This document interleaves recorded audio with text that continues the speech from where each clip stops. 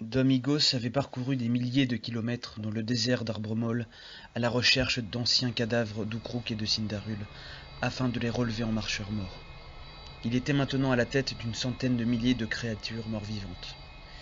Bien, bien. Voici une armée digne de ce nom pour terrasser toutes les créatures de ce monde et les transformer en marcheurs morts. Je vais pouvoir terrasser cette Ukrouk qui se croit le plus fort. Tout à coup, Belixo apparut devant Domingos et son armée. Il n'avait pas changé. Domingos l'invectiva aussitôt. Quand on parle du loup, Ukrouk, tu viens te rendre? Sache que je ne fais pas de prisonnier de guerre.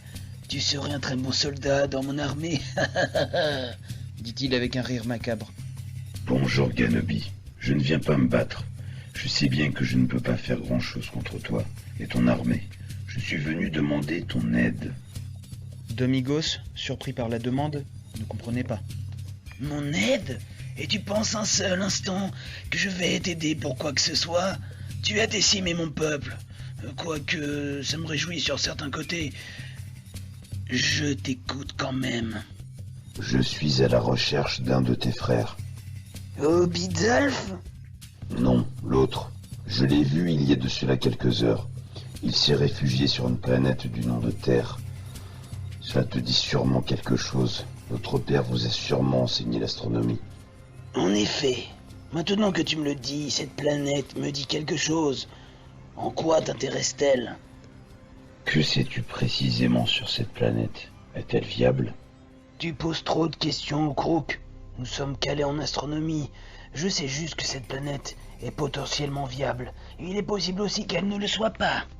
Ton frère était accompagné d'un terrien, et je pense qu'il doit y avoir beaucoup de terriens sur Terre. Le visage du Ganobi s'illumina. Ces humains pourraient constituer une source de cadavres potentiels pour alimenter son armée.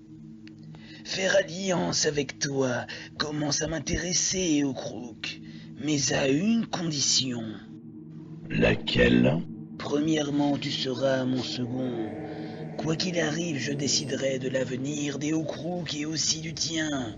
J'exterminerai les terriens, j'aurai une armée gigantesque. Tu auras le champ libre pour t'installer sur cette planète qui a l'air plus accueillante que la nôtre. Ton ambition de devenir un conquérant universel, tu l'oublies. Ce rôle est le mien. Belixo, contre toute attente, arracha le bâton des mains de Domingos, puis le lui rendit. Celui-ci, énervé, comprit ce qu'il venait de se passer.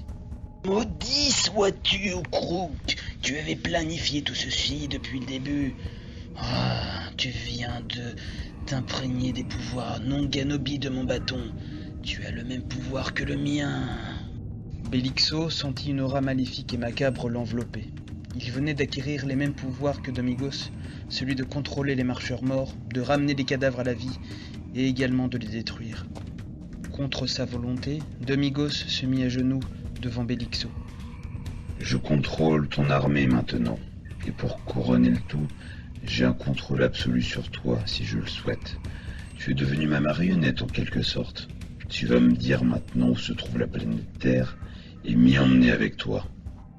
Très bien, Répondit Domingos contre sa volonté.